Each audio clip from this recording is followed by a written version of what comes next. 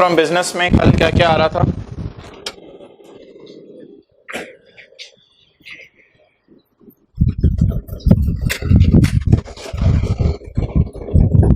जी कितना प्रॉफिट था before tax? 2। अच्छा, ऐड वाली चीजें लिखवा दें आगे जल्दी।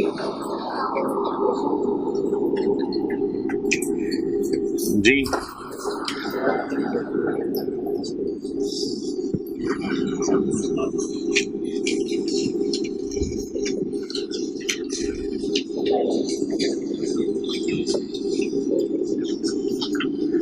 फोर।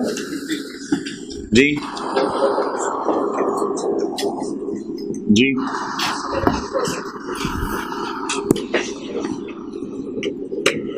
जी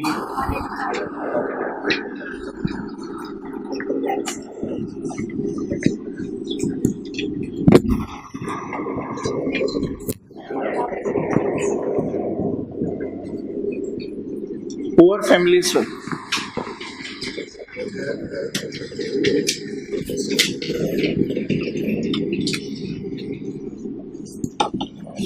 जी आगे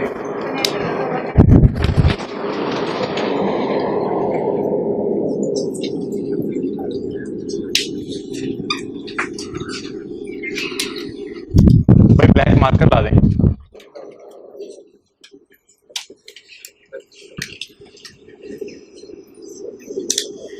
जी और लेस।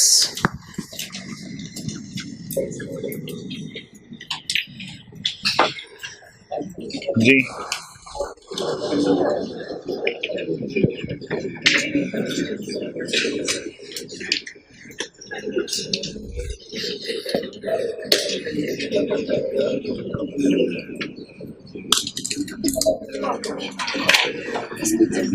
और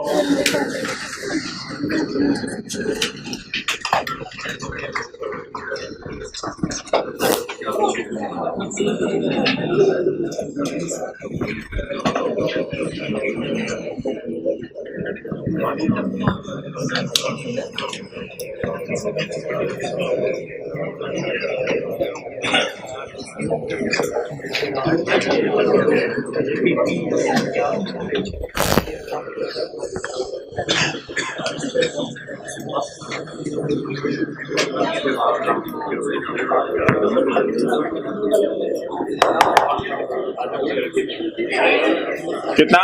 900।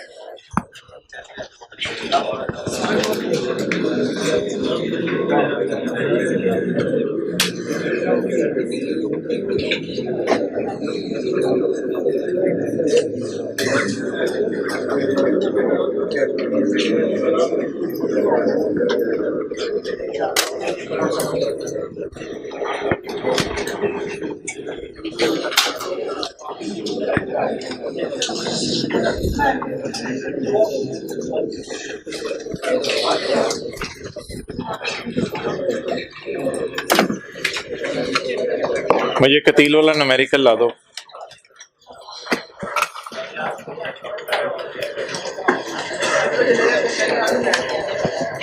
जी भाई कतील वाले न्यूमेरिकल में अगली एडजस्टमेंट पढ़ें, चैप्टर 19।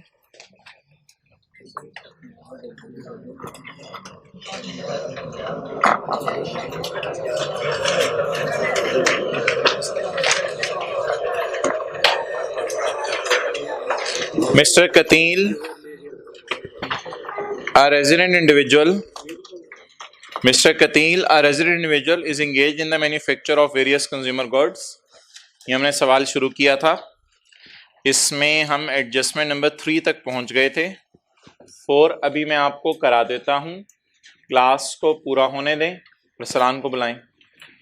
4 अभी मैं आपको करा देता हूं, क्लास को पूरा होने दें। 5 ड्यूरिंग ईयर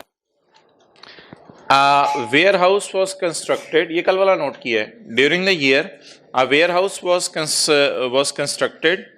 अच्छा भाई वेयर हाउस क्या होगा, बिल्डिंग होगी या प्लांट होगा? बिल्डिंग होगी. A warehouse was constructed for storage of goods at a cost of 2,444,000. No, बातें क्यों कर रहे हो भाई? क्या? No accounting depreciation has been recorded on it. कहते हैं मैंने इस पे अकाउंटिंग डेप्रिसिएशन रिकॉर्ड नहीं की. जी भाई मुझे बता दें, अगर अकाउंटिंग डेप्रिसिएशन रिकॉर्ड नहीं हुई तो रिवर्सल की जरूरत है. अकाउंटिंग डेप्रिसिएशन रिवर्स करें. अच्छा नहीं, सब्र करें, 6 पढ़ लें पहले. Tax depreciation for the year without effect of 4 भी मैं पढ़ाऊंगा.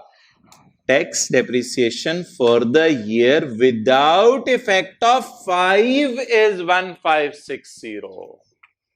जी भाई आप बता दें, टैक्स वालों की डेप्रिसिएशन इसने जो हमें दी है 1560, ये इसमें हमारे वेयरहाउस की डेप्रिसिएशन भी शामिल है टैक्स वालों की या नहीं शामिल? जल्दी कॉपीज लाओ बांटो. जी बताएं. नहीं शामिल.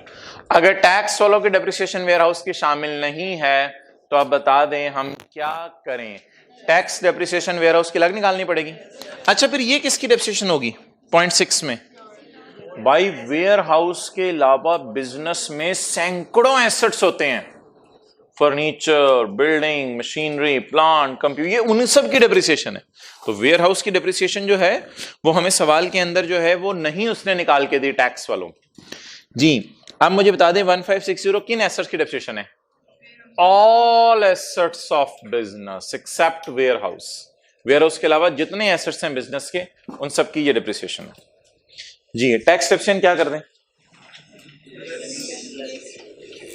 पहले अदर एसेट्स की कर देते हैं. अदर एसेट्स की कितनी? 1560. जी आगे बोलें. Tax depreciation. अच्छा क्यों रिकॉर्ड कर रहे हैं? क्योंकि वो कह रहे कि अभी तक रिकॉर्ड नहीं हुई. टैक्स डिप्रिसिएशन वेयरहाउस, बिल्डिंग के लिए 10, कंप्यूटर के लिए 30, बाकी सब के लिए 15%. बिल्डिंग की कॉस्ट इनटू जी 244.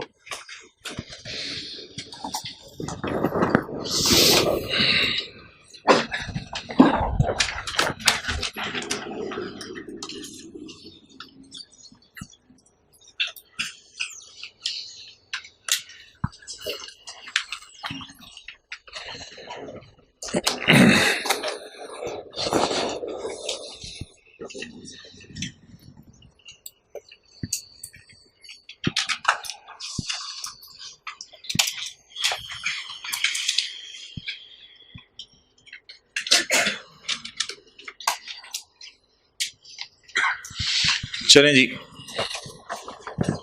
पॉइंट 4 पढ़ें.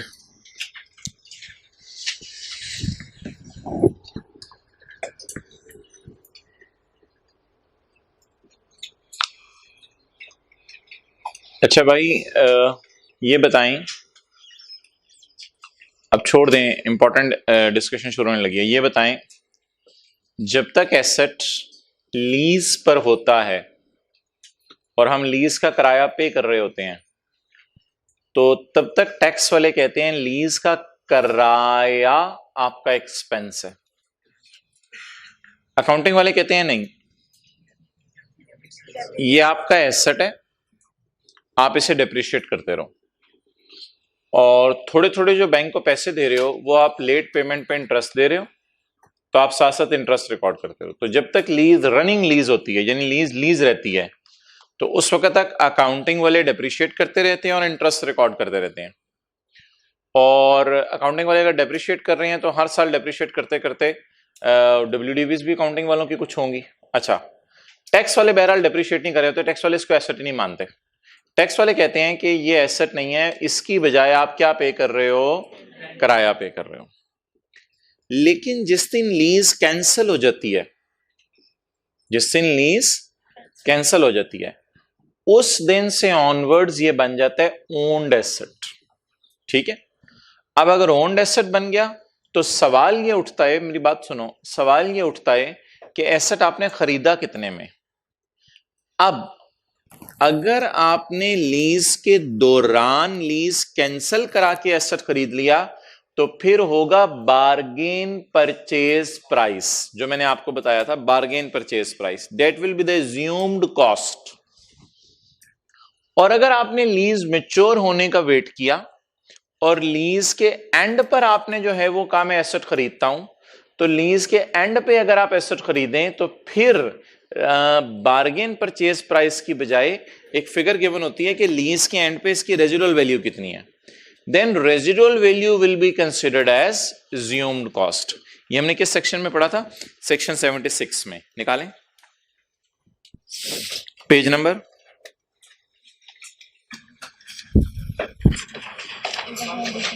145।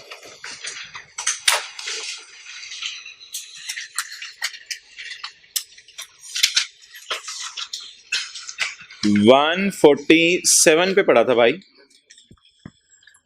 सफे का दरमियान। Asset acquired under lease on or before maturity of, अगर एसेट आप एक्वायर करें लेसी के तौर पे on or before maturity of lease, lease mature होने से पहले या लीज मैच्योर होने पर, then its cost will be residual value. Residual value इसकी कॉस्ट तब होगी जब आप एंड पे खरीदें, और बार्गेन परचेज प्राइस इसकी प्राइस कब होगी? जब आप लीज मैच्योर होने के से पहले खरीद लें, तो फिर बार्गेन परचेज प्राइस। अच्छा यहां एक बात लिख लें, fair value will never be cost.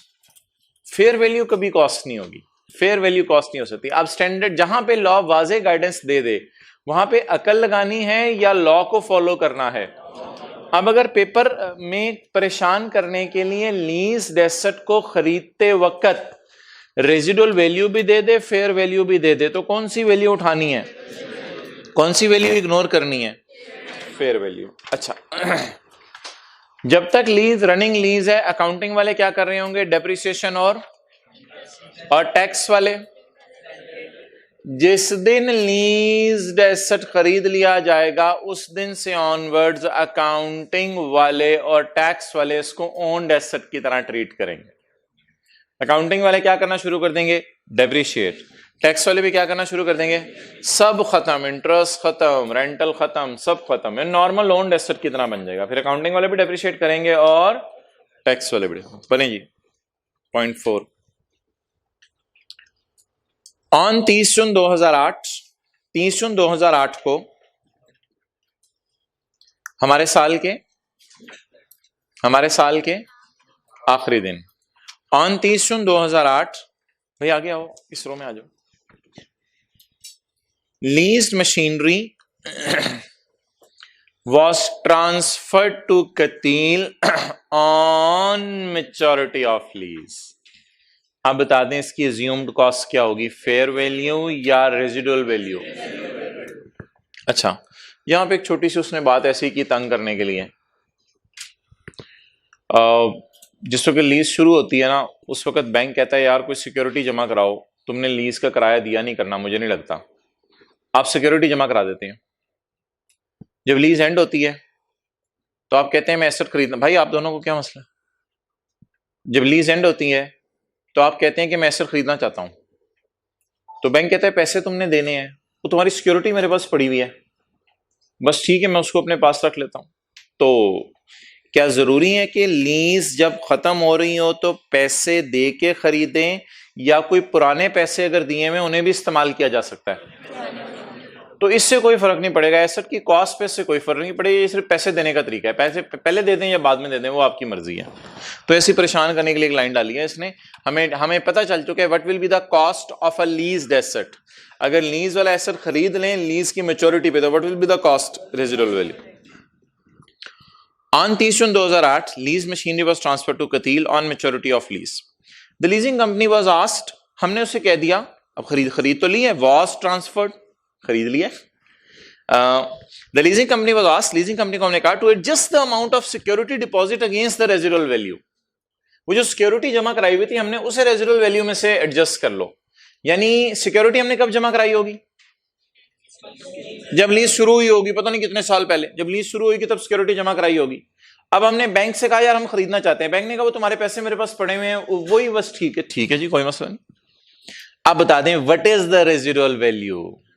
तो इस लाइन का सवाल पे और कोई इंपैक्ट नहीं होगा सिवाय इसके कि रेजिडुअल वैल्यू को अंडरलाइन करके आपने लिखा it is assumed cost, it is assumed cost. तो what will be the cost of this asset because it has become my owned asset now. What is the cost of owned asset? 1 lakh. Lease कितने साल पहले शुरू हुई थी? 5 साल पहले। यकम जुलाई 2003 को लीज शुरू हुई थी। रुक जाएं, यकम जुलाई 3 को अगर लीज शुरू हुई थी तो what I feel,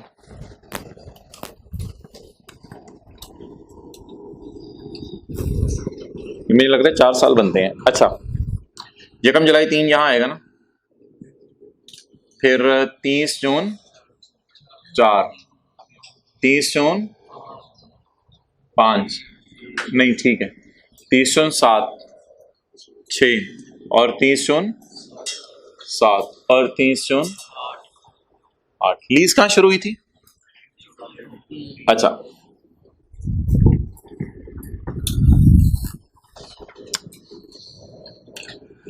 accounting rules, tax rules. Lease mature कब हो रही है? अकाउंटिंग रूल्स के मुताबिक हमने इंटरेस्ट और डेप्रिसिएशन रिकॉर्ड की होगी, और क्योंकि 30 जून 8 को लीज खत्म हो रही है तो इस साल का इंटरेस्ट भी दिया होगा। पहली लाइन में लिखा हुआ है 30 जून 8 को लीज खत्म हो रही है। और टैक्स रूल्स के मुताबिक हमें जो अलाउड होगा वो क्या होगा? Rental. Well, it is the story of a running lease till 29 जून 2008, बल्कि 30 जून 2008 की सुबह 9-10 बजे तक भी it was a running lease. If it is a running lease we are supposed to pay interest to bank and we will depreciate, but tax authority will say no, it is a lease rental। और हमारा साल ये है, हमारे साल में interest और depreciation ये है, ये हमारे साल का इंटरेस्ट था, हमने इसे रिवर्स कर दिया था, ये हमारे साल की डेप्रिसिएशन है, हमने इसको भी क्या कर दिया था कल? रिवर्स कर दिया था। We just need to record now lease rental, but another thing happened in question, that at the end of this day we all asset, हमने क्या कर लिया एसेट को? No, it is an entirely independent story. ये entirely independent story है। Firstly let me finish this story कि पूरा साल लीज चलती रही है, 30 जून 8 को खत्म हुई है, इसका मतलब है हमारे साल का इंटरेस्ट भी हमने बैंक को दिया होगा और किराया दिया होगा बैंक को। 30 जून 8 को लीज खत्म होने का मतलब है हमारे साल भी चली है। तो ये ऐसा सवाल है जिसमें रनिंग लीज भी है 12 महीने, और 12वें महीने के आखिरी दिन लीज एक्सपायर होके हम उसको खरीद भी रहे हैं। एक तो हमने रेंटल ढूंढना है। Lease rental paid during the year amounted to 270। ये लीज रेंटल के माना है 270 जी। क्या रिवर्स कर दिए, क्या रिकॉर्ड कर दें? Rental paid. तो मुझे पता है पेपर में आपको ये एडजस्टमेंट सारी समझ नहीं आई होगी, लेकिन फिर भी रेंटल पेड कितने लोगों ने माइनस कर दिया था? इसके मार्क्स मिल गए होंगे। इजी मार्क्स गेट किया करें, एडजस्टमेंट पढ़ते रहें, जो जो उसमें से आता है तो लिखते नहीं, you can get easy marks. कितना? 270।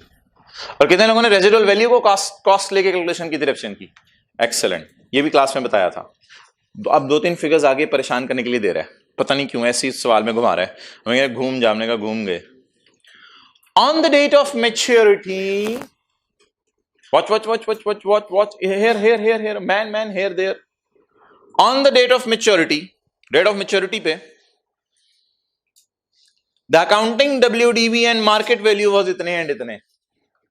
The accounting WDV and market value was इतने एंड इतने। accounting WDV तो होगी, इधर कॉस्ट ही होगी। अकाउंटिंग वालों की कॉस्ट मुझे नहीं पता कैसे निकलती है, वो हमारे सिलेबस में नहीं है।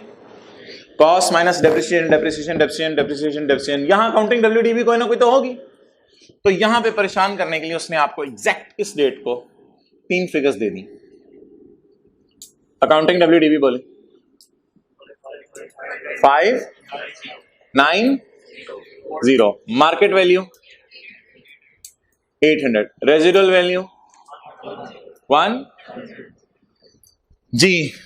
अभी आप पढ़ के आए हैं, पता नहीं बिजनेस के चैप्टर में कौन सा पेज नंबर पढ़ के आए हैं, तो सेक्शन 76 मुझे बता दें। सेक्शन 76 की रोशनी में टैक्स वाले का क्या कहते हैं कि जी what will be the cost of leased asset if we buy it, अगर हम इसे खरीद लें तो इसकी कॉस्ट क्या होगी। Is it an accounting WDV? No, इसकी बुनियाद पे अगले साल अकाउंटिंग वाले डेप्रिशिएट करेंगे। हमें इससे क्या, इसकी बुनियाद पे अकाउंटिंग वाले अगले साल डेप्रिशिएट करेंगे, वो करते रहे, हमें इससे कंसर्न नहीं। और वो करवाएगा कभी नहीं आपसे, अकाउंटिंग WDV पे रेट आपसे इसलिए नहीं लगवा सकता कि वो आपके सिलेबस में नहीं है इसकी अकाउंटिंग, इसलिए अकाउंटिंग डेप्रिसिएशन और फाइनेंस कॉस्ट कभी नहीं निकलवाएगा, हमेशा गिवन करेगा, क्योंकि अकाउंटिंग आपके सिलेबस में नहीं है। अकाउंटिंग WDV पे अगले साल अकाउंटेंट क्या लगाएंगे, अपना डेप्रिसिएशन का रेट, वो छोड़ें। मार्केट वैल्यू अकल कह रही थी उठा लें, लेकिन अभी लॉ पढ़ के आए हैं, मार्केट वैल्यू पे रेट नहीं लगाना, बल्कि एज्यूम कॉस्ट क्या होगी, रेजिडुअल वैल्यू। ओके, अब बता दें, ये तो 5 साल थी रनिंग लीज, लेकिन 5वें साल के एंड पे जब ये एसेट बन गया ओन्ड, तो अब ओन्ड एसेट की ट्रीटमेंट क्या होती है, अकाउंटिंग डेप्रिसिएशन भी रिकॉर्ड करें, टैक्स डेप्रिसिएशन भी रिकॉर्ड करें। लेकिन अकाउंटिंग डेप्रिसिएशन में इसलिए रिकॉर्ड नहीं कर रहा कि साल के आखिरी दिन खरीदा है, तो अकाउंटिंग वालों ने तो वैसे ही डेप्रिशिएट पहले ही कर लिया हुआ है, वो तो पहले दिन से ही इसको एसेट कह रहे हैं, तो अकाउंटिंग डेप्रिसिएशन अब मैं दोबारा कैसे निकालूं, इसलिए अकाउंटिंग डेप्रिसिएशन को छोड़ें। हाँ, अगर साल के आखिरी दिन भी लें तो टैक्स वाले कहते हैं full year depreciation in the year of purchase, और अगर ये लीज कैंसिल होती है अगले साल के पहले दिन, तो फिर मैं इस साल डेप्रिशिएट ना करता, अब मुझे मजबूरन टैक्स डेप्रिसिएशन भी निकालनी पड़ेगी। तो अब मैं एक और चीज डाल रहा हूं, इस साल टैक्स डेप्रिसिएशन की जरूरत नहीं, इस साल भी नहीं, इस साल भी नहीं, इस साल कर लेते, और दिल नहीं चाह रहा डेप्रिशिएट करने को क्योंकि साल के आखिर में खरीदा है, लेकिन टैक्स रूल्स में लिखा हुआ है पूरे साल की डेप्रिसिएशन रिकॉर्ड करो। चलें जी, टैक्स डेप्रिसिएशन, और सवाल की सेकंड लास्ट लाइन ने हिंट भी दे दिया था कि डेप्रिशिएट करो, क्योंकि मैंने डेप्रिशिएट नहीं किया। सवाल की आखिरी लाइन पढ़ें, उसने हिंट दिया हुआ second last line, the tax depreciation without considering the effect of 4 is इतने। 4 वाले को कहते हैं मैंने डेप्रिशिएट नहीं किया हुआ, किसको, machinery which was on lease but now it is owned. Why it is owned, पहली लाइन में लिखा हुआ है ट्रांसफर्ड, जागते रहना भाइयों, पहली लाइन में क्या लिखा हुआ है, ट्रांसफर्ड जी। टैक्स डिप्रिसिएशन बता दें मशीन की, अकाउंटिंग डेप्रिसिएशन रिवर्स, अच्छा जी 100 इंटू बिल्डिंग के लिए 10, कंप्यूटर के लिए 30, बाकी सबके लिए इनिशियल लॉन्च नहीं लेना इस प्लांट पे, क्योंकि ये प्लांट यूज्ड है, 5 साल हो गए यूज करते हुए। 100 इंटू कितना आ गया, 15। Okay okay, watch here, watch watch watch watch watch.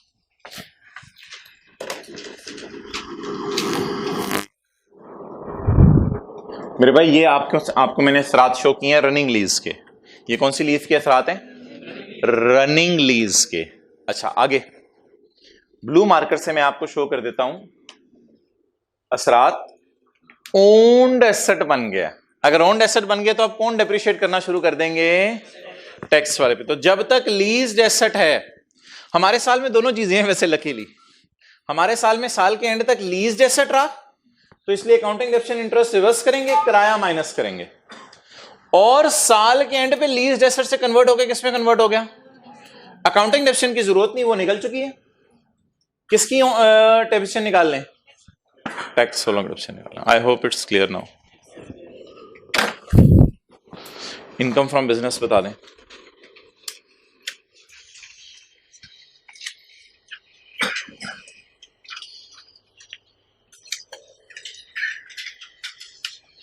Laser light है, मांटो भाई इनकम फ्रॉम बिजनेस 2-3 बंदों को लगाए ना जरा, 4 फिगर एक पकड़ ले, 4 दूसरा पकड़ ले, 4 तीसरा, 3 8 7 1।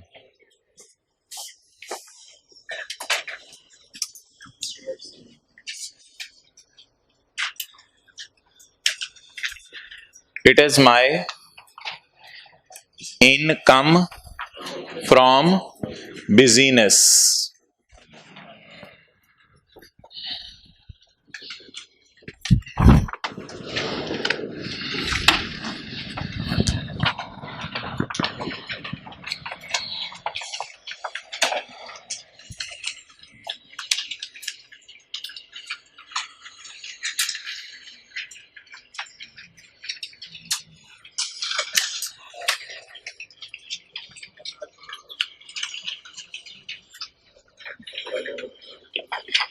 भाई वो कैमरे के सामने खड़े होके ना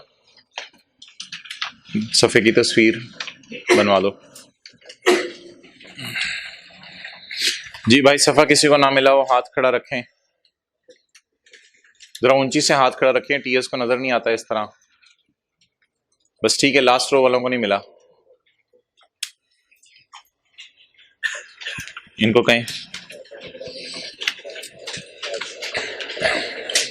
जी भाई, इनकम फ्रॉम बिजनेस से आपको 3 सफ़े दिए थे हैंड रिटन, बकौल टी है भाई के, मेरे जहन से निकल चुका हुआ है भाई। ये चौथा सफ़ा इनकम फ्रॉम बिजनेस का। अगले सफ़े पे आए। एओपी में आपको एक सफ़ा दिया था हैंड रिटन, वो व्हाइट बोर्ड पे इधर न्यूमेरिकल सॉल्व किया था परसों, पता नहीं आपको वो सफ़ा मिला हो ना मिला हो। नहीं भी मिला तो कोई मसला नहीं, उस सफ़े पे इधर छोटा सा न्यूमेरिकल सॉल्व किया था कि अदर इनकम में कैपिटल गेन वगैरह चीज़ें पड़ी होती हैं। ओके चलिए जी, न्यूमेरिकल सॉल्व करने के बारे में कुछ बातें। Hand written notes page number 4, income from business. सफ़े की हेडिंग है treatment of various adjustments in numericals. Numericals में वेरियस एडजस्टमेंट्स की ट्रीटमेंट। अच्छा भाई, ओन्ड एसेट में क्या रिवर्स करनी होती है? Accounting depreciation. और रिकॉर्ड क्या करनी होती है? टिक करते रहिए जो जो चीज हम पढ़ते जा रहे हैं।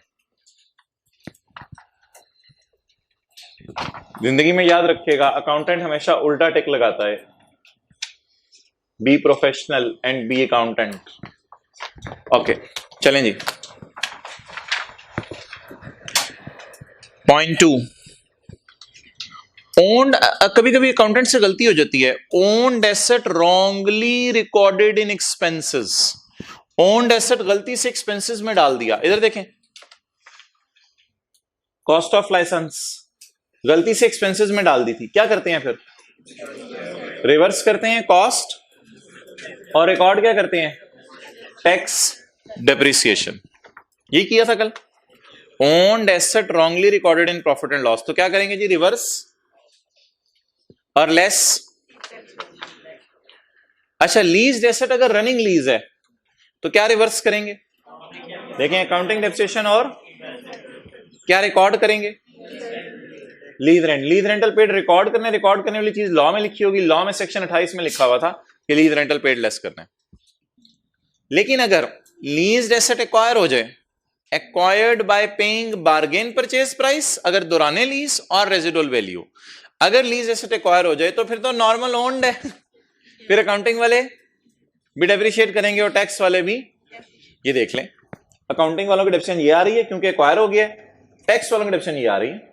तो हमारे सवाल में ये खासियत थी कि रनिंग लीज भी थी और लीज खत्म भी हो रही थी। अकाउंटिंग डेप्रिसिएशन रिकॉर्ड करेंगे, टैक्स रिवर्स करेंगे और टैक्स डेप्रिसिएशन रिकॉर्ड करेंगे। Clear?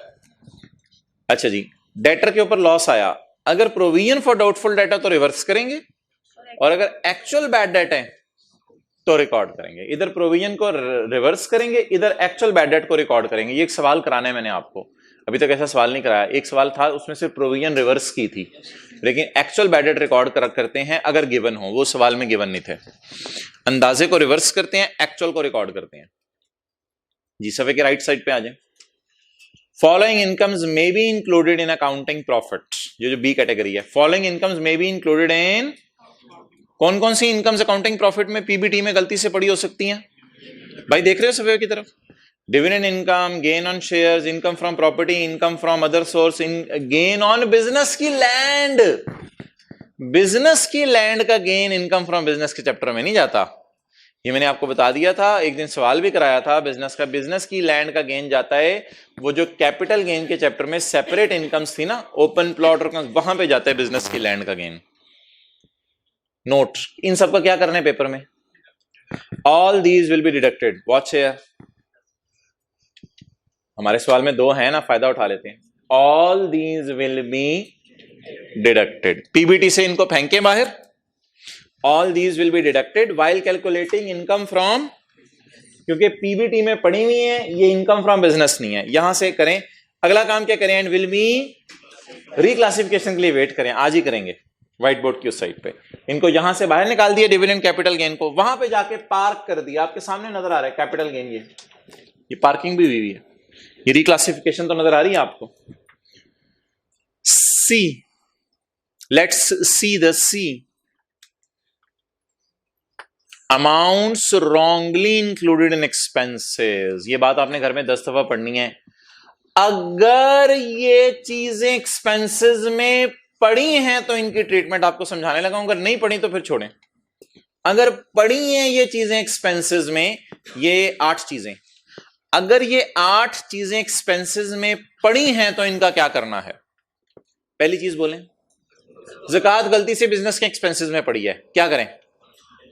Not allowed in income from business, so यहां ऐड कर दें। फिर क्या करें?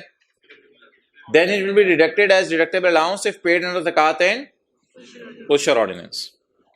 डोनेशन सेक्शन 61 वाली, अगर बिजनेस के एक्सपेंसेस में ऊपर जाएं, ऊपर पढ़ें दरमियान में, amount wrongly included in expenses, अगर डोनेशन गलती से खर्चों में डाल दिया तो क्या करें? Not allowed in income from business, so add. लेकिन फिर क्या करें? ये भी रिक्लासिफिकेशन है एक तरह की। अच्छा, अगर खुदा ना खासा सेकंड शेड्यूल की डोनेशन हमने डाल दी बिजनेस के खर्चों में, फिर लेस कैसे करेंगे? अच्छा, अगर हमने डोनेशन टू पुअर्स या बेगर्स या रिश्तेदारों की डोनेशन डाल दी, कोई भी डोनेशन डाल दी, ये बिजनेस का खर्चा नहीं है, ये बिजनेस का खर्चा नहीं है, और क्या करेंगे? कुछ भी नहीं। Security deposit, it may be for lease, it may be for बिजली का bill, it may be for any security deposit, in all cases not allowed in income from business, so add. Security deposit तो asset होता है, expense नहीं होता। Advance income tax, ऊपर जाएं, wrongly included in expenses. भाई इनकम टैक्स एक्सपेंस तो नहीं है बिजनेस का, वो तो 21 का ए मना करता है, क्या करें? Not allowed. ये देखें 300, not allowed in income from business, so, लेकिन एक और काम भी करना है, deduct at the end of. ये क्यों करना है? क्योंकि इतना टैक्स आपने गवर्नमेंट को दे दिया, अब जब साल के आखिर में गवर्नमेंट टैक्स मांगने आएगी तो आप इतना टैक्स की छूट मांगेंगे। नेक्स्ट, ये भी एक तरह की रिक्लासिफिकेशन बन जाएगी।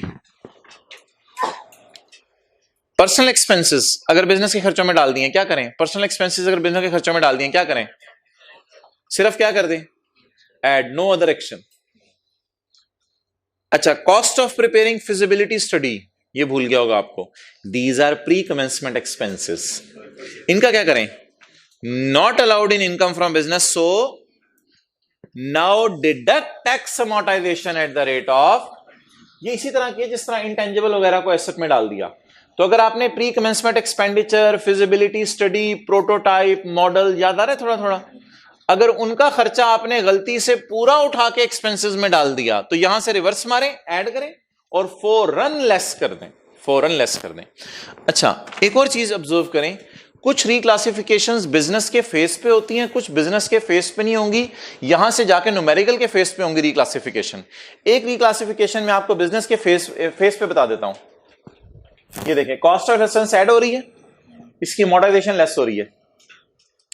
डोनेशन ऐड हो रही है, लेस कहीं और जाके, लेस कहीं और जाके होगी। डिविडेंड इनकम और कैपिटल इनकम माइनस हो रही है यहां पे, लेस कहीं और जाके होगी। सॉरी, माइनस हो रही है यहां पे, ऐड कहीं और जाके होगी।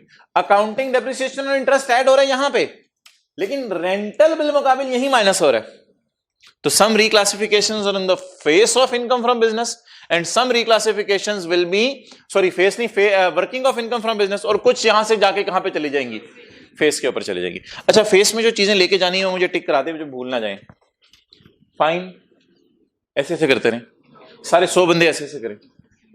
अकाउंटिंग डेप्रिसिएशन ऑनलाइन क्लासेस वाले भी करें, 1000 पूरे हो जाए। ये अकाउंटिंग फाइनेंस चार्जेस फेस पे लेके जाने, ये तो इधर ले गए, ये कहीं कुछ करेंगे, इसका याद कराइएगा।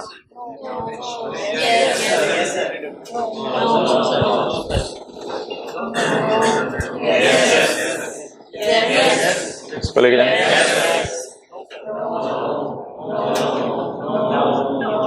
इसको कहीं नहीं लेके जाना। अब आपका लेवल न्यूमेरिकल का मुझे उम्मीद है यहां तक पहुंच गया। अब देखते हैं मंडे के टेस्ट में जो न्यूमेरिकल आता है बिजनेस का, उसमें आप कैसा परफॉर्म करते हैं। अब आपने ये नहीं कहना कि हमें न्यूमेरिकल नहीं कराए हुए थे और न्यूमेरिकल दे दिया। अब मंडे को पता चलेगा आपका जी, एओपी का न्यूमेरिकल आएगा और एओपी की थ्योरी भी आ सकती है। ईओपी का टेस्ट होगा। ईओपी में बिजनेस का न्यूमेरिकल ही होता है ना, शुरू में बिजनेस का न्यूमेरिकल होगा, फिर किसी पार्टनर का टेस्ट होगा। यानी समझ लें बिजनेस का चैप्टर न्यूमेरिकली आएगा, और उसमें कौन सा सेक्शन होता है, सेक्शन 21 ही ज्यादा नहीं होता, 21 होता है, 22 होता है, डेप्रिसिएशन वाला, इंटेंजिबल्स वाला होता है, यही ज्यादा होता है और क्या होता है। ओके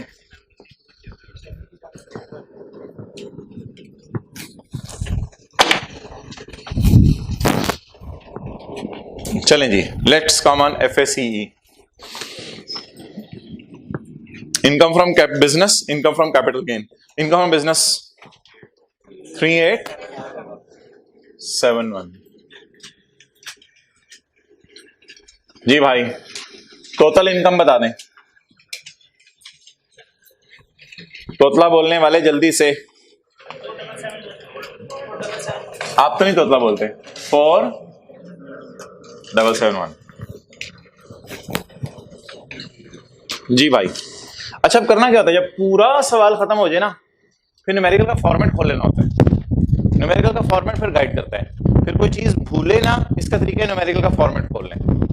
जी हजरात, न्यूमेरिकल का फॉर्मेट खोलें। लेस, अब इधर ना देखें कौन सी पहले लेके जानी है, कौन सी बाद में लेके जानी है, इधर छोड़ें, अब फॉर्मेट खोलें। जी हजरात, सबसे पहली चीज क्या है भाई, ज़कात है सबसे पहली चीज। डिडक्टेबल अलाउंस में पहली चीज क्या है, ज़कात। ज़कात है सवाल में, कल जरा देखें डिविडेंड वाले में ज़कात आ रही थी कितनी, अभी नजर नहीं आ रही आपको, कल मैंने वर्किंग एक करवाई थी। ज़कात है 100, मिली ज़कात। ये देखें सवाल में एडजस्टमेंट नंबर कौन सी, एडजस्टमेंट नंबर 3, इसमें ज़कात दी हुई लाख रुपए की। ओके आगे चलें। नहीं उधर से ना देखो, बस पहले इधर लिखवाओ फिर उधर देखो जी। 4 6 7 लेस डोनेशन कौन सी बनी, सेकंड शेड्यूल वाली। कैसे, लोअर ऑफ पहले फॉर्मूला लिखवाए ना, फिर फिगर्स देखते हैं। एक्चुअल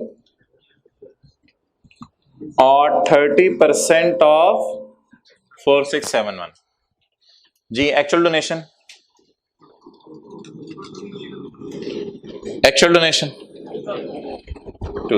अब पूरा ही ना लेस कर दें, छोड़े हुए देखी जाएगी। रिक्लासिफाई करें ना, उधर ऐड कर दिया तो लेस कर देते हैं।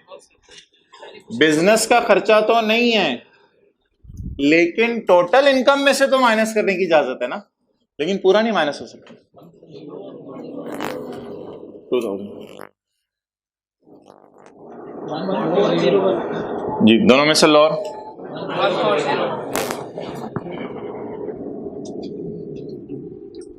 जी बोले,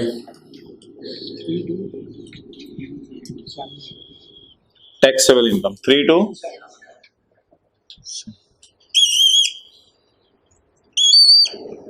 टैक्सेबल इनकम के नीचे डबल अंडरलाइन नहीं लगाना, अभी हमने ऐड करना है शेयर फ्रॉम एओपी। क्यों, एओपी का न्यूमेरिकल ही नहीं है, वो एओपी चढ़ी हुई है सब दिमाग पे, इसलिए ज़हन में आ गया। हम बड़े मजे में थे, ज्यादा वाले लगे रहेंगे, लेकिन नहीं।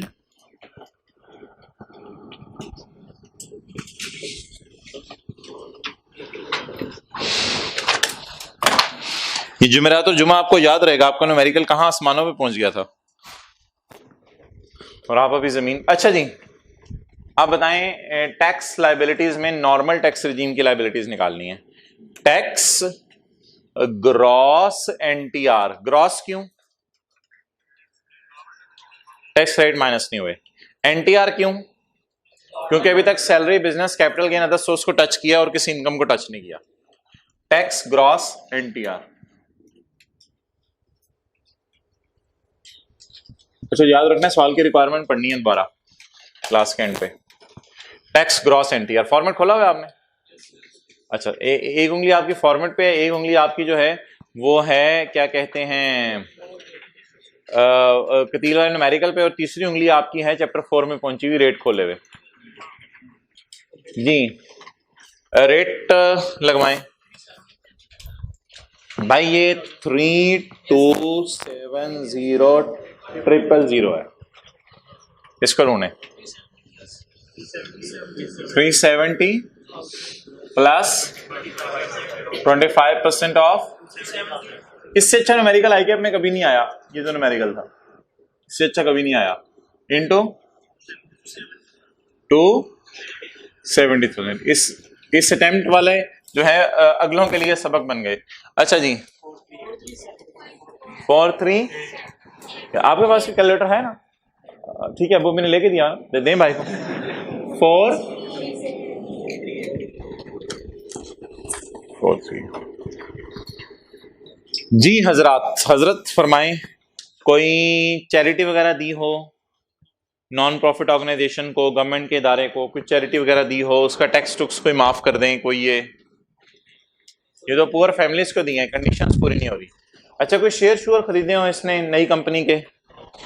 अच्छा कोई लाइफ इंश्योरेंस कराई हो इसने, कोई हेल्थ इंश्योरेंस कराई हो, कोई अप्रूव्ड पेंशन फंड में कोई कंट्रीब्यूशन की हो, तो कुछ नहीं है।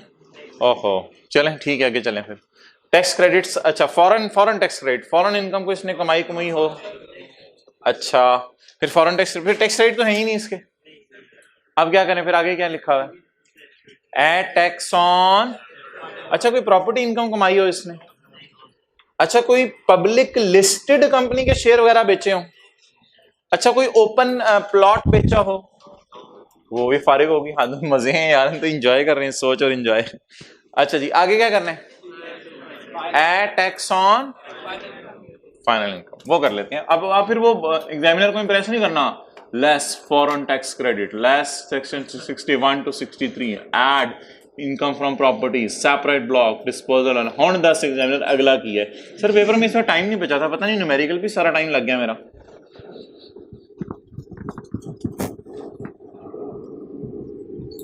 जी add tax on final tax regime, किस पे? कल ग्रॉस डिविडेंड निकाला था, ग्रॉस 580 या 800। वो 580 नहीं उठाना, वो नेट था। जाके 580 के साथ देखो उसने क्या लिखा हुआ है। This amount is net of tax. कल खैंचतान के ग्रॉस निकाल लिया था जी। ग्रॉस बोलें और रेट बोलें जी। 120। फॉर्मेट में अगर हैं तो you are comfortable, if you are not in format you are in कुआं जी। आगे देखें फॉर्मेट में क्या लिखा हुआ है। टोटल टैक्स लायबिलिटी, घर लाया बिल्ली, टोटल टैक्स लाया बिल्ली जी। बोलें 558। लेकिन मेरे भाई डिविडेंड पे तो टैक्स कट चुका होता है, डिविडेंड पे तो कंपनी टैक्स काट चुकी होती है, तो इसको सेम अमाउंट से लेस कर दें। Less tax already deducted on dividend जी। बोलें बेटर प्रेजेंटेशन के लिए ऐड भी करना है, लेस भी करना है। अब आए न्यूमेरिकल में और न्यूमेरिकल के फॉर्मेट पे, और देखें इसके बाद क्या लिखा हुआ है। क्या लिखा हुआ है? एडवांस टैक्स कौन सा?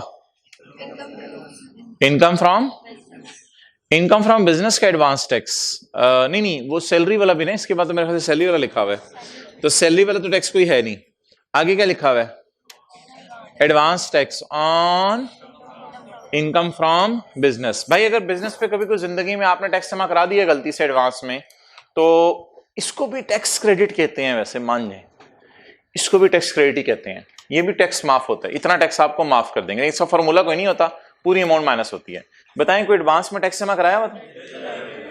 21 के ए के मुताबिक बिजनेस का खर्चा नहीं है, लेकिन टैक्स क्रेडिट्स के चैप्टर में टैक्स क्रेडिट के तौर पे माइनस करने की जाता है। टैक्स क्रेडिट के चैप्टर में लिखा हुआ एक जगह पे ये माइनस करने की जाता है, टाइम मिला तो आपको भी खोल के दिखा दूंगा। ये बिजनेस के चैप्टर में खर्चा अलाउ नहीं है, लेकिन टैक्स क्रेडिट्स के चैप्टर में टैक्स क्रेडिट के तौर पे माइनस करने की जाता है। इसको इतना टैक्स माफ कर दे। Less tax already deposited with बिजली के बिल। याद आए? बिजली के बिलों के साथ पहले ही टैक्स जमा करा चुके हैं। कितना? 300। सवाल की आखिरी लाइन में है, advance income tax paid during the year is ₹480। ये कौन सा है? अब एक तो वो था ना 300 का, बिजली के बिलों के साथ जमा करा था, ये कौन सा है?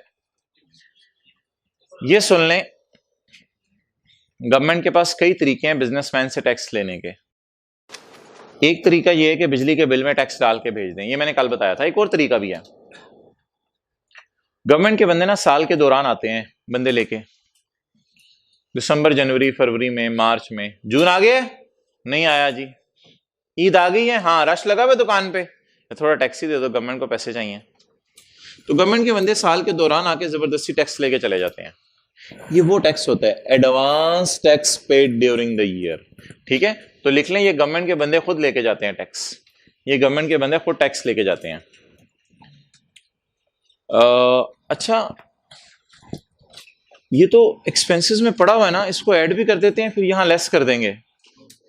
एक्सपेंसेस में पड़ा हुआ है, कहीं लिखा हुआ है 0.7 के साथ, ये हमने एक्सपेंसेस में डाल दिया। अगर नहीं डाला एक्सपेंसेस में तो रिवर्सल और रिकॉर्डिंग की जरूरत है या ओनली रिकॉर्ड? अब मुझे फर्क बता दें 0.2 के चौथे बुलेट में और 0.7 में। भाई 0.2 के चौथे बुलेट में लिखा हुआ था ऑपरेटिंग एक्सपेंस इंक्लूड। अगर टैक्स गवर्नमेंट ले बिजली के बिलों के साथ या खुद बंदे भेज के या किसी भी तरीके से, और वो टैक्स एक्सपेंसेस में पड़ा हो तो डबल ट्रीटमेंट, इधर रिवर्सल मारे उधर एंड पे रिकॉर्डिंग मारे। बट इफ अगर सिर्फ दिया हुआ advance income tax paid is इतने और ये ना लिखा हो it is included in expenses, तो क्या अज्यूम करें एक्सपेंसेस में पड़ा होगा? नहीं पड़ा होगा, नहीं पड़ा होगा। तो फिर ऐसी सूरत में हम क्या करें भाई, इसको सिर्फ रिकॉर्ड कर दें, रिवर्सल की जरूरत नहीं है। एक्सपेंस में जहां जहां अकाउंटिंग वालों ने जिस जिस चीज को एक्सपेंस में डाला है उन्होंने खास तौर पे लिख दिया, नहीं लिखा तो नहीं डाला होगा। उन्होंने यही एंट्री की होगी, advance tax debit cash credit, और एडवांस टैक्स को करंट एसेट्स में शो कर दिया होगा। देखो ना, उधर operating expenses, cost of sale include, ये लस आ रहे हैं, यहां ये लस नहीं आ रहा। या लिखा होता है business profit and loss include, business expenses include, ऐसी कोई लाइन लिखी है ना, तो फिर वरना ठीक है, नहीं डाला। जी बोले, tax already paid in advance कितना, इसको से डिडक्ट करें। जी भाई सेकंड नंबर पे भाई कल आप आए? जी जी, आप जो पीछे देख रहे हो, आप कल आए थे? हाँ, मैं इससे हैरान होकर इतनी देर से देख रहे, मैं भी हैरान हो रहा हूँ क्यों इतना परेशान है बंदा। अच्छा भाई, नहीं लॉस नहीं होता ये भाई, लॉस तो इधर आता है, जैसे ईओपी का लॉस आया था, ये लॉस नहीं होता। खुदा का खौफ करिए, कौन सा लॉस है? टैक्स रिफंडेबल टू गवर्नमेंट या फ्रॉम गवर्नमेंट, ये टैक्स वापस मिलता है। ये वाले टैक्स क्रेडिट अलाउ है? जी बोले 3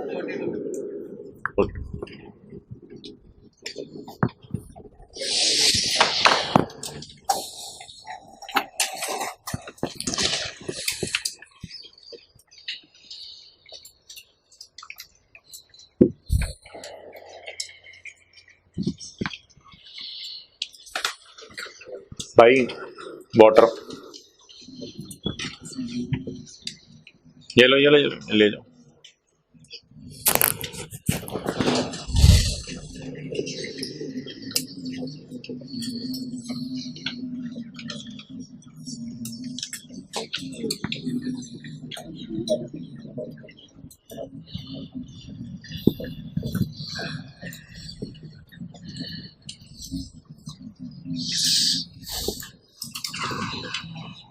okay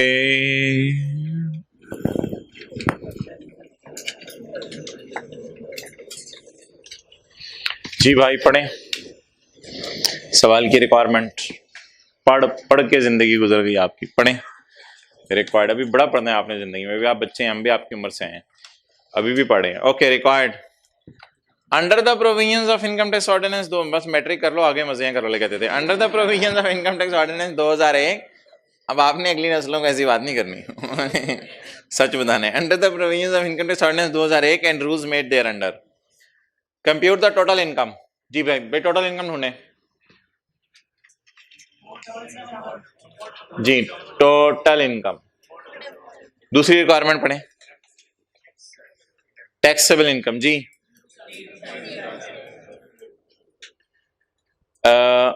and net tax payable. भाई अगर कहे ना टैक्स लाइबिलिटी, वो ये होगी, वो ये होगी। और अगर कहे नेट टैक्स पेएबल, तो वो फिर सब कुछ माइनस करके ये वाला है। तो ये नेट टैक्स पेएबल है या रिफंडेबल है आज?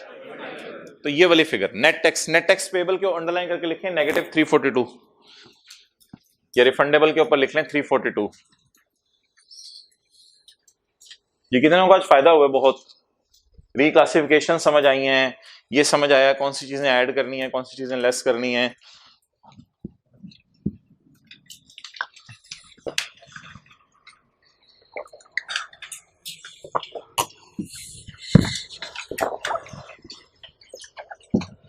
ओके, अब आप हजरात अगले सफे पे आएंगे जो हैंड रिटन सफा बांटा है। ये तो ऐसे टाइम्स आया है, आपको पता है ये चीज। Chapter 12 AOP page number 2 hand written सफा अभी बांटा है। एक बार दोबारा दिखा दें भाई, निकालें जी। Chapter 12 AOP page number 2।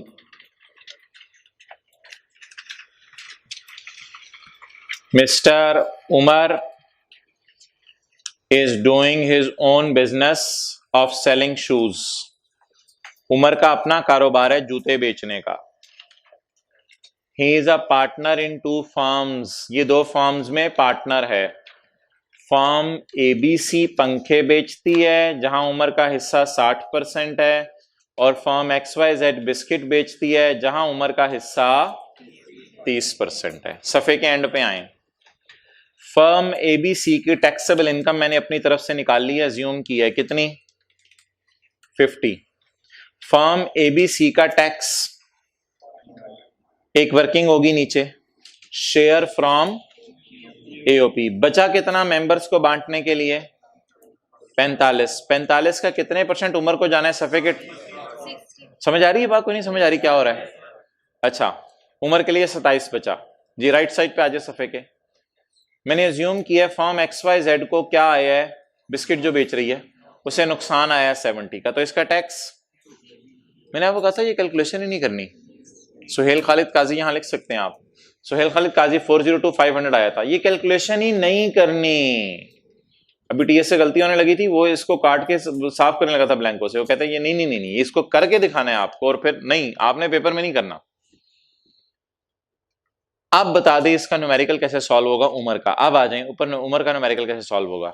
Income from, इसकी जाती पता नहीं कितनी है, income from capital gain, other source, salary, taxable income, add share from ABC कितना? 27 ढूंढे मिल गया 27। और less share of loss from XYZ AOP की इजाजत है। अब नीचे ये जो डबल X आ रहा है, ज्यादा वाली इनकम, ये कौन सी इनकम आ गई? अब ज्यादा वाली इनकम भी, ये जो इनर कॉलम में टैक्स आ रहा है, ज्यादा वाला टैक्स, और जो आउटर कॉलम में आ रहा है कम वाला टैक्स। इसके बाद आप टैक्स क्रेडिट्स वगैरह दे देंगे, पेएबल टू गवर्नमेंट निकल आएंगे। ओके, तो बता दें अगर इंडिविजुअल 2 फर्म्स में पार्टनर हो, वैसे 2 फर्म्स का पूरा न्यूमेरिकल आपको पता है कभी नहीं आया, एक फर्म का न्यूमेरिकल होता है और ये बता देता है किसी और फर्म से इतना आ रहा है, ठीक है। तो अगर एक बंदा 2-3 फर्म्स में पार्टनर है और 2 से प्रॉफिट आ रहा है, दोनों को ऐड कर दें। जिससे लॉस आ रहा है उसको इग्नोर कर दें, जिससे लॉस आ रहा है उसे इग्नोर कर दें। ओके,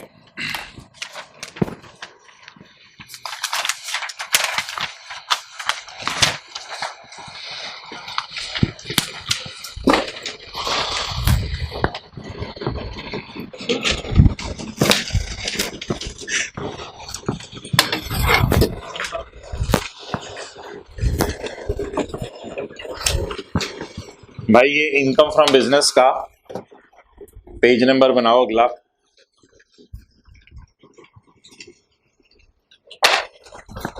नोट करो खुला खुला करके, फिगर्स राइट साइड पे। अफरान को बुला लो, वो नोट करे।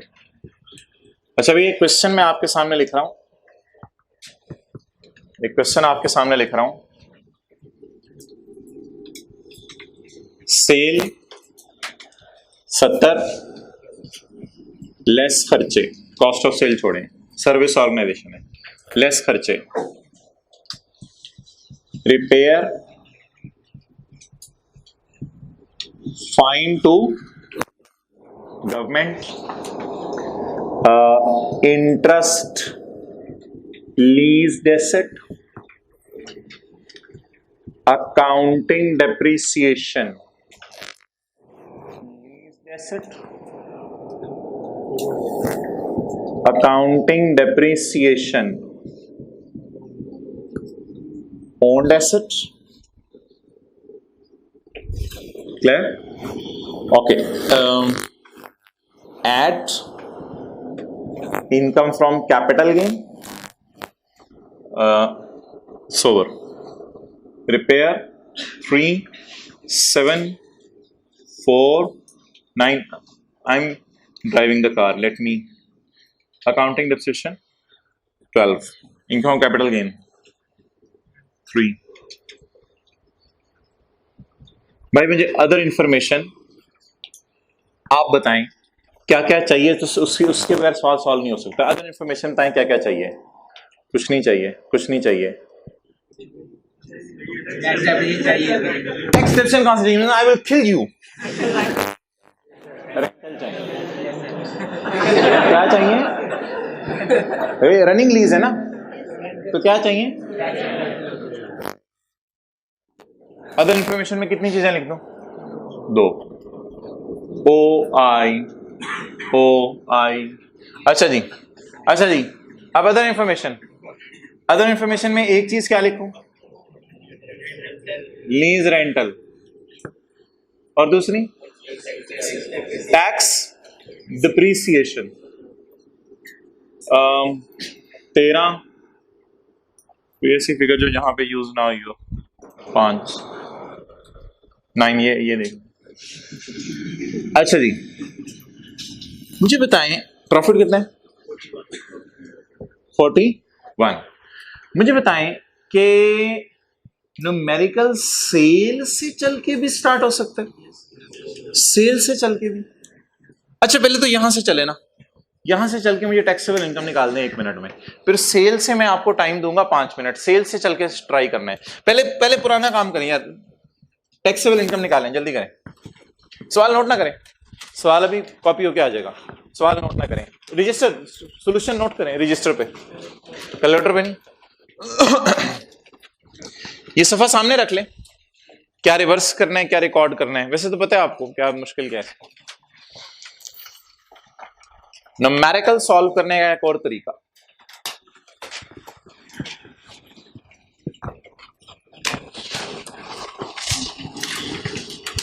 कोई एक साहब इसको जरा अच्छे से सफे पे लिख के क्वेश्चन सॉल्यूशन नोट कर लें, शायद मैं फिर वही कॉपी करा के बांट दूं। 2-3 हज़रात हाथ खड़ा कर दें जो लिख रहे हैं जी, लिख दें, क्वेश्चन भी वो नोट कर दें। जिनको बात समझ आ गई है वो क्वेश्चन नोट कर दें।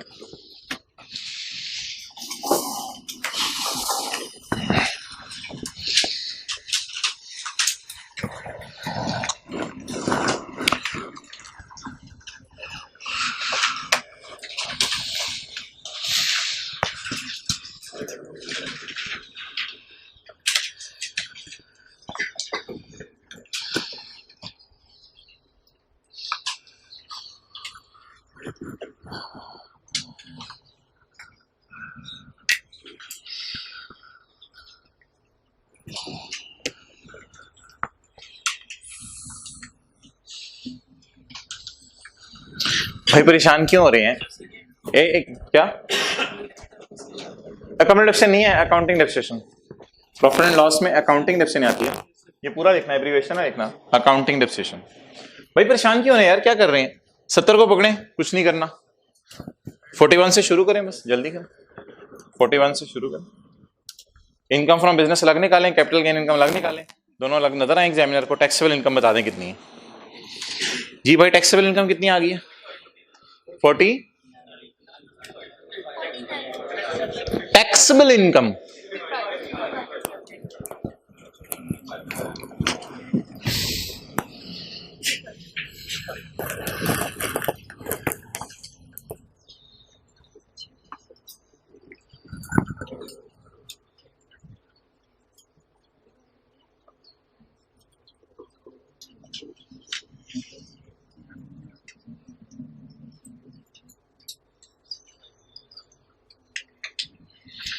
जी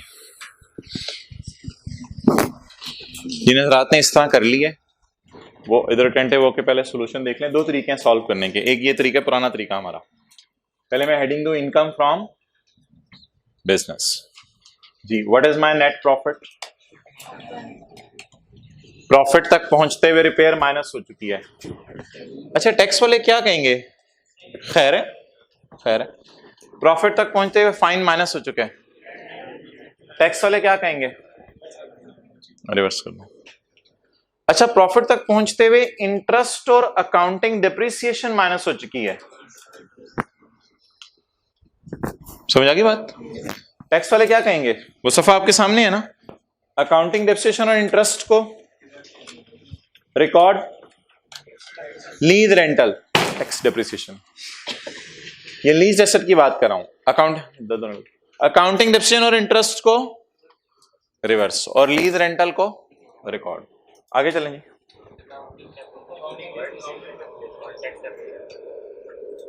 बारह को रिवर्स करें, रिकॉर्ड। अच्छा जी एक और चीज भी माइनस करनी है, 6। What is this? नहीं I know it is 49। What is this? Reclassify income from कितना? 50। तो भाई क्या कर रहे थे? खुदा का खौफ करें, 49 क्यों बोल रहे थे? एक दफा और गिराओ। अच्छा जी रिक्लासिफाई किया है, बिजनेस इनकम से निकाल के कहां डाल दिया है? कैपिटल गेन इनकम पे। कितने लोगों ने ये कर लिया था 1-2 मिनट में? अब सेल से चलते हुए सॉल्व कर दें मुझे। जवाब यही आएगा 55। सेल से चलते हुए न्यूमेरिकल सॉल्व करने का दूसरा तरीका, सेल से चलें।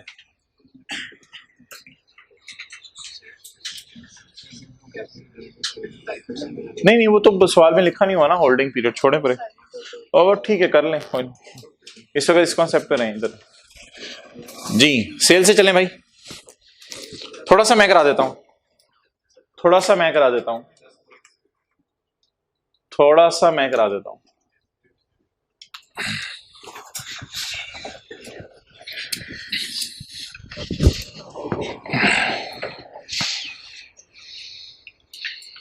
सिक्सटी 70% बच्चे कर लेते होते हैं, ये पास का तजर्बा है मेरा। 60-70% बच्चे कर लेते होते हैं, सेल से चल के एग्जैक्ट 55 पे पहुंचते हैं। एक छोटा सा काम करें हेल्प के लिए, ये जो रिवर्सल वाली साइड है ना, इस पे हाथ रख दें, बस रिकॉर्डिंग्स कर दें मुझे। रिवर्सल्स नहीं मारनी। अब रिवर्सल मारने की जरूरत है वैसे? प्रॉफिट से चल रहे हैं, सेल से चल रहे हैं, ये रिवर्सल वाले कॉलम पे हाथ रखें, रिकॉर्डिंग वाला कॉलम सामने रखें और न्यूमेरिकल सॉल्व करें। सफे के टॉप पे जाएं, दरमियान में रिवर्सल वाले कॉलम पे हाथ रख दें। सिर्फ कौन सा कॉलम आपकी आंखों को 2 उंगलियां रख दें रिवर्सल पे। जी कौन सा कॉलम आपके सामने? अब रिकॉर्डिंग वाला।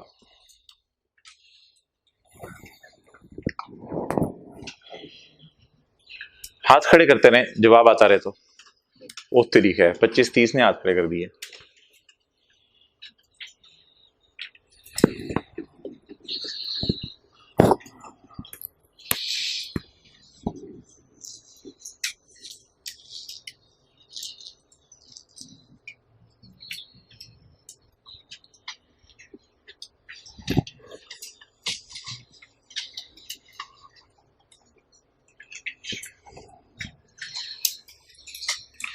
माने ना माने ये ज्यादा आसान है, थोड़ा सा पकड़ने की बात है। बात अगर पकड़ेगी ना, बहुत आसान तरीका है ये सॉल्व करने का।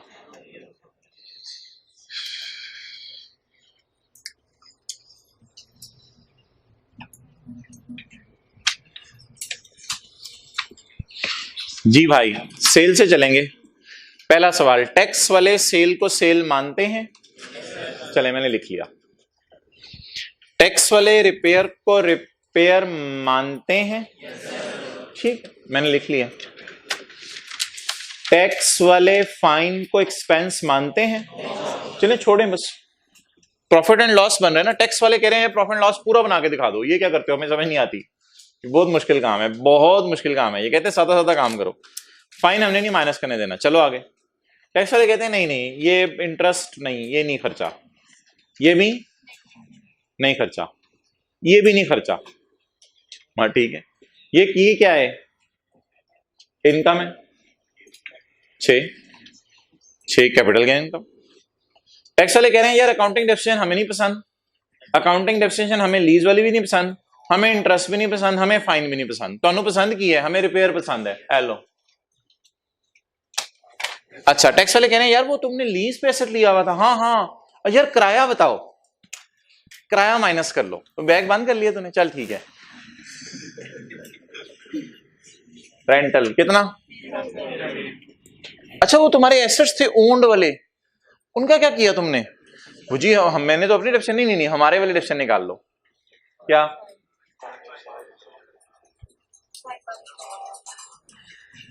जी बोलें, टैक्स खत्म। इसका असूल लिखें, सिर्फ अलाउड माइनस करने हैं, सिर्फ अलाउड खर्चे माइनस करने हैं। एक और बात भी लिख लें, नॉट अलाउड इग्नोर करने हैं, अलाउड माइनस करने हैं और नॉट अलाउड इग्नोर करने हैं। ये जी इस भाई को समझाना है आपने, थोड़ा परेशान हो रहा है। हाँ बी रिलैक्स, बड़ा आसान सा तरीका है। टैक्स वाले कहते हैं यार प्रॉफिट एंड लॉस बना दो सेल से चल के, तो हम सेल से चले। टैक्स वाले रिपेयर माइनस करने देंगे। अच्छा सेल तक पहुंचते हुए हो क्या चुका है, पहले ये बता दो जरा, सेल तक पहुंचते हुए हो क्या चुका है? सेल तक पहुंचते हुए क्या हो चुका है जिससे रिवर्स करें? कुछ भी नहीं। अब रिवर्सल मारनी है या सिर्फ रिकॉर्डिंग? अच्छा टैक्स वाले कहेंगे ये सेल है जी। सोल्यूशन दोनों नोट कर दिए आप? हाँ सफे पे आप कर रहे थे, आप कह रहे थे मैं सफा देता हूं, क्वेश्चन सोल्यूशन नहीं। इधर हाथ खड़ा किया था किसी ने? अच्छा मैंने भी हाथ खड़ा किया था। अरे हो गया है, सही नोट किया। आप साथ साथ चेक कर रहे थे, आपको इस्लाम पे यकीन है? हाँ गुड, अच्छा बच्चे, पेज नंबर लिख देना ऊपर। जल्दी जल्दी जल्दी, ये बच्चों ने निकल जाना है, ये तो छोटे बच्चों की तरह भागते हैं जी। टैक्स वाले जिनको ना मिले सफर टीयर रूम में चले जाएं, टीयर रूम का वगैरह जो रश लगा दें। टैक्स वाले रिपेयर माइनस करने देंगे, टैक्स वाले फाइन माइनस करने देंगे, इसे ना इग्नोर कर दें। टैक्स वाले डेप्रिसिएशन और इंटरेस्ट माइनस करने देंगे। टैक्स वाले ओन्ड एसेट की अकाउंटिंग रूल्स वाले डिफिनेशन माइनस करने देंगे। टैक्स वाले कैपिटल इनकम मानेंगे, इसको शो कर। टैक्स वाले क्या कहेंगे, क्या माइनस कर लो? Lease rent. और टैक्स वाले क्या कहेंगे, क्या माइनस कर लो? Tax depreciation. जी बोले। Income from business, capital gain, total 55। ठीक है, फोटोकॉपी शॉप पे चले जाओ, एक बंदा फोटोकॉपी शॉप पे खड़ा हो जाए बांटने के लिए, एक टीयर रूम में खड़ा हो जाए। आप हजरात एक सेकंड बैठे रहें और तस्वीर खींच लें। सबको सफा मिले ना मिले मुझे नहीं पता जी। क्या सेल रिटर्न माइनस कर लो, टैक्स वाले माइनस करने देते, माइनस कर लो।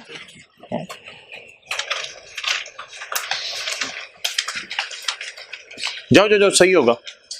जल्दी से फोटोकॉपीज करवाओ। कुछ फोटोकॉपी शॉप पे आ जाएंगे, कुछ टीयर रूम में आ जाएंगे। फीमेल स्टूडेंट्स टीयर रूम में चले जाएं, जो बॉयज हैं वो उधर चले जाएं फोटोकॉपी शॉप पे।